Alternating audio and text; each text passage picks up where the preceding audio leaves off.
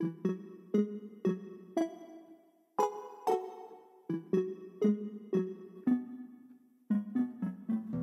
do you do at the Veg Fest?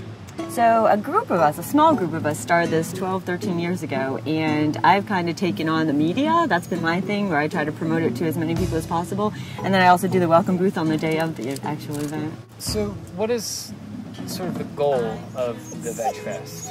We like to show Richmonders how easy it is to go veg, because when we first started there weren't as many opportunities as there are now. And you all know, I'm sure, how many vegetarian restaurants are in Richmond that weren't here 13 years ago. You know, almost every place that you go to now, there's something that's accessible for people of, you know, different diets to enjoy.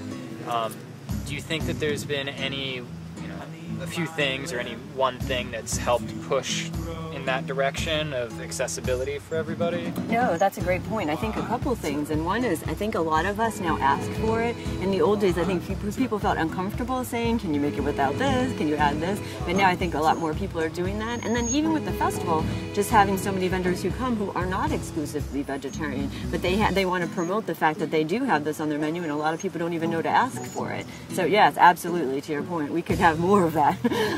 And when I talk to people and they say, oh, I could give up everything but chicken or whatever, fill in the blank, I say there's a substitute out there. I wouldn't build your diet around substitutes, but my goodness, if you're having a craving, there is something that will fulfill that need. I can't think of anything where they don't have a mock version of it nowadays where you can fulfill that craving with ease. 10 years ago, you couldn't do that.